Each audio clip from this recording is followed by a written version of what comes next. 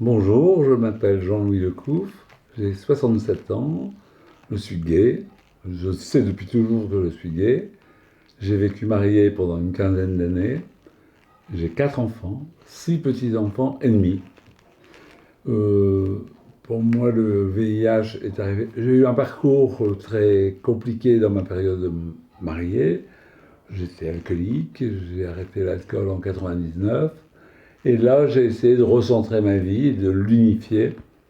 Donc il y a eu un divorce qui s'est passé relativement sereinement. Et puis j'ai essayé de vivre ma vie homosexuelle en prenant en considération l'horloge biologique, c'est-à-dire que j'étais un peu pressé de vivre quelque chose de fort. J'habitais à l'époque en banlieue parisienne, donc c'était compliqué à vivre. J'avais une vie professionnelle, j'avais les enfants à gérer. Et du coup, je venais essentiellement dans les bordels le week-end. Et puis, j'y allais vite parce qu'il fallait que j'y aille fort, etc. Et donc, très vite, j'ai compris que j'étais séropositif. C'est arrivé en 2006 à peu près. Et on s'est séparé avec ma femme en 2000, donc 6 ans après. Ce qui a été compliqué pour moi, c'est j'avais aucun signe extérieur que j'étais malade ou que j'étais séropositif.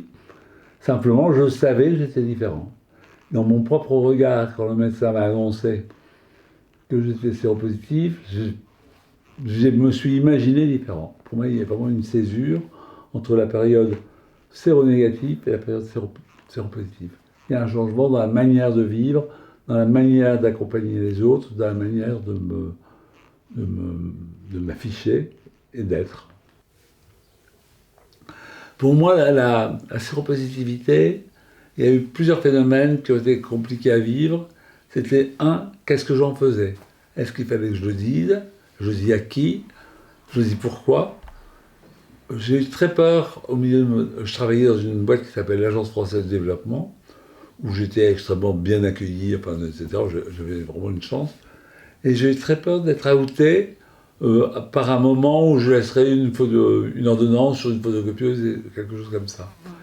Du coup, j'ai écrit moi, à mon grand patron et à ma DRH un petit message sur Internet en disant voilà, je ne sais pas pourquoi je vous le dis, mais j'ai besoin de vous le dire, je suis séropositif.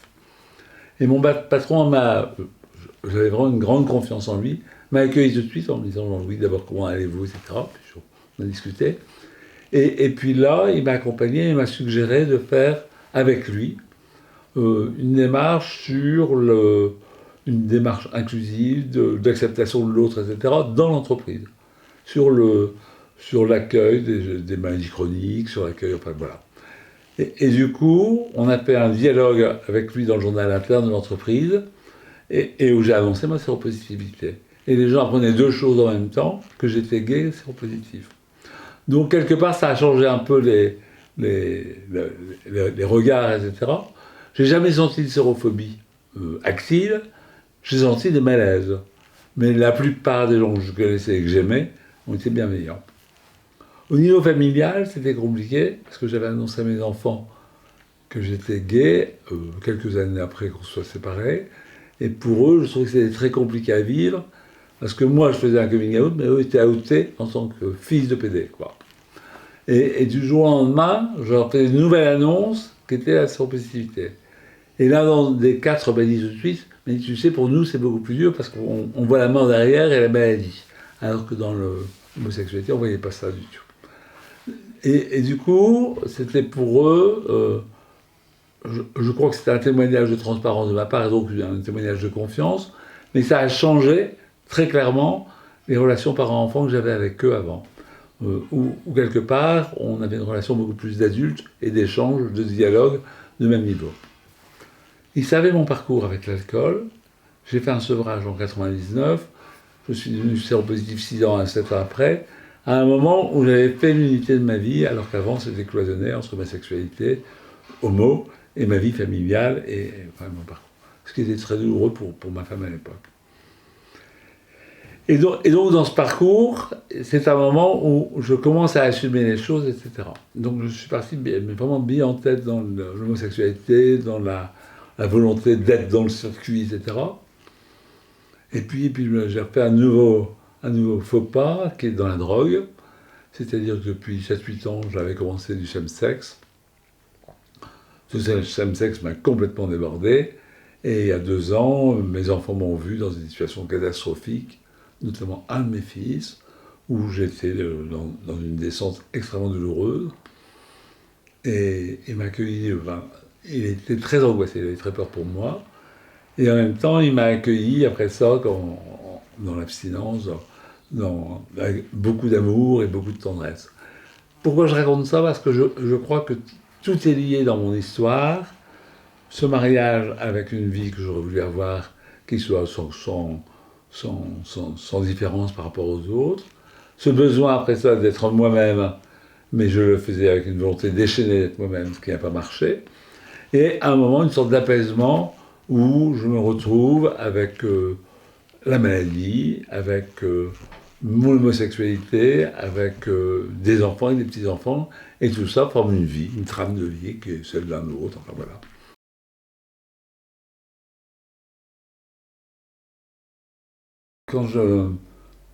Quand j'ai appris que j'étais séropositif, j'avais fait une demande de prêt bancaire, et ce prêt bancaire, j'avais fait auprès d'un organisme qui a accompagné ma carrière pendant 30 ou 35 ans, donc qui était extrêmement fiable. Et c'est par ce canal-là, d'ailleurs, que j'ai appris ma séropositivité. Et le fait que j'ai appris ma séropositivité m'a rejeté ce prêt. Ils m'ont bloqué ce prêt. Et curieusement, cet établissement de crédit avait fusionné avec un autre établissement de crédit que j'ai été voir et qui m'a donné ce prêt en 5 minutes. Bon, j'exagère un peu, mais pas loin. Ce que je veux dire, ce qui m'a tout de suite touché, c'est l'approche non professionnelle ou interprétative de la maladie sur la vie sociale. Du jour au lendemain, pour un organisme de prêt, j'avais plus le droit au prêt, et pour un autre organisme qui avait fusionné avec le premier, j'avais le droit au prêt tout de suite. Donc j'ai tout de suite perçu la dimension affective et intuitive de la maladie avec sa dimension sociale.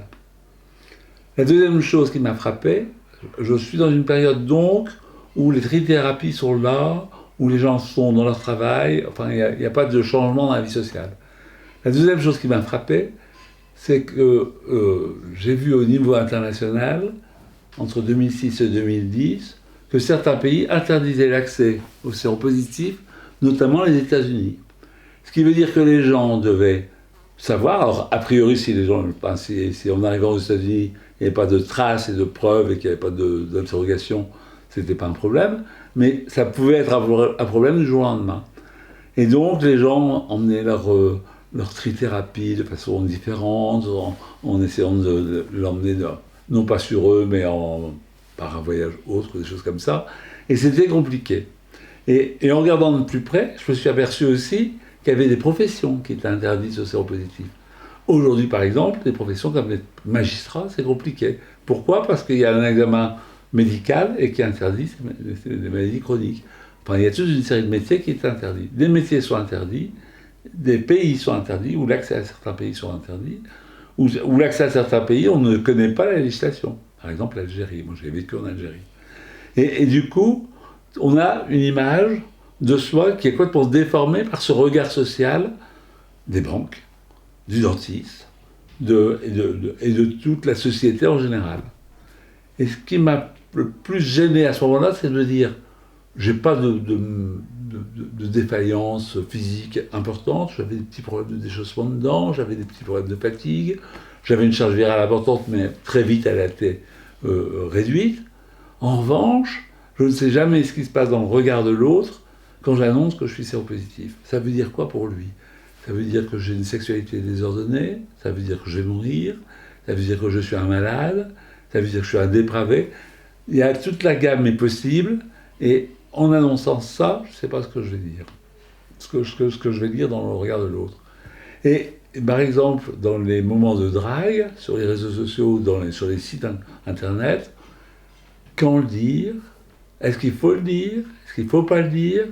C'est toujours, ça retombe toujours sur la personne séropositive et non pas sur son partenaire. Et le clivage, c'est je suis safe ou non safe. C'est-à-dire que quelqu'un qui est séropositif, a priori, est non safe. Donc, pas recevable ou suspect de pollution et d'une vie qui risque de transmettre comme une maladie. Et ça m'a beaucoup, beaucoup perturbé. Alors moi, j'ai beaucoup milité en affichant clairement que j'étais séropositif parce que je ne voulais pas être emmerdé. Et donc, ça a été de coucher avec d'autres séropositifs me rassurait quelque part. Au moins, je ne mettais pas les gens en risque, parce que j'avais très très peur quand même de contaminer l'autre. Et ça c'est vraiment un environnement qui m'a porté pendant des années et des années.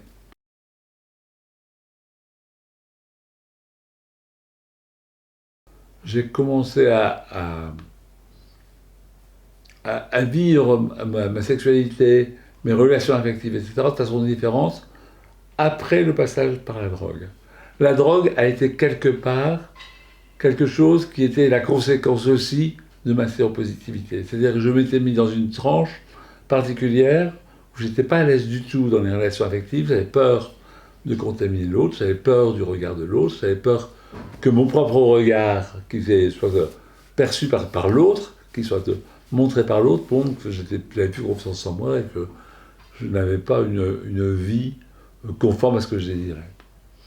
Et du jour au lendemain, j'ai pris la drogue comme un désinhibant qui facilitait la rencontre, qui facilitait et qui faisait un peu le déni de toutes les émotions possibles dans une rencontre. Je faisais simplement des plans cul, où manifestement, je pouvais me montrer nu et je m'en foutais, et d'être baisé. Enfin, j'avais vraiment une relation sexuelle purement mécanique et physique. Et en arrêtant la drogue, j'ai repris cette relation sexuelle d'une façon totalement différente, en retrouvant chez le partenaire, un être humain, et non pas un objet masturbatoire ou un objet qui me permette à moi de me défouler, quoi. Et tout ça, c'était un chemin où le VIH a été une trame avec une sorte de limon de fond qui à la fois m'a aidé dans certains moments à me découvrir moi-même, mais a été aussi extrêmement violent dans le déni de moi-même et dans la brutalité du regard de l'autre et de mon propre regard sur moi-même. Le regard de l'autre était pour moi en fait la face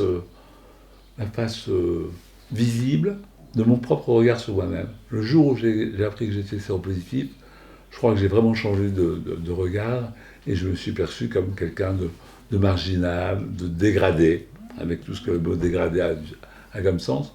Et c'est à partir de ça, j'ai dû me reconstruire pour retrouver une image de moi, une estime de moi qui soit plus positive. Et c'est dans la sortie de la drogue que j'ai vraiment eu cette dimension de réfléchir sur moi-même et d'accueillir ce qui était en moi de positif et d'humanisant pour l'autre. J'ai fait une rencontre il y a quelques temps avec un garçon que j'aime beaucoup, et c'était la première fois que je faisais une rencontre qui ne commence pas par un plan cul, mais par une relation affective, simple. Et du coup, j'ai redécouvert toute la dimension de l'estime de soi par le regard de l'autre et par mon propre regard. C'est-à-dire que j'ai inversé complètement cette image que j'avais de moi et des autres. Et c'est pour ça que je restais dans un milieu qui était confiné aux personnes séropositives, parce que j'avais quelque chose de rassurant, et je me retrouvais avec des gens qui étaient un peu comme moi, et qui avaient ce besoin de chemin aussi. Enfin, c'est compliqué. Aujourd'hui, tout le monde autour de moi sait que je suis séropositif, tout le monde sait que j'en parle. Je veux militer à visage découvert, parce que je crois qu'il est important qu'on détabouise cette maladie, et ça reste quand même très compliqué. J'ai des amis qui militent dans des milieux, soit africains, soit des milieux différents, où ça reste un tabou quand même extrêmement violent et agressif. La maladie reste une maladie sociale avec une violence inouïe. Quand un jeune aujourd'hui découvre qu'il est séropositif, on ne sait pas ce qu'il vit, mais très souvent c'est un moment où il va devoir annoncer à ses parents, et lui-même se regarder en face par rapport à sa sexualité, etc. Et il peut avoir des retours extrêmement violents, y compris du rejet et de la mise à la porte de chez lui. Ça existe toujours, il ne faut pas l'oublier. Je trouve qu'il n'y a pas une période où le VIH est une sorte d'élément fort de l'histoire du milieu homosexuel. Cette histoire, elle se prolonge aujourd'hui de façon particulière et elle reste très prégnante dans les parcours des personnes et des jeunes.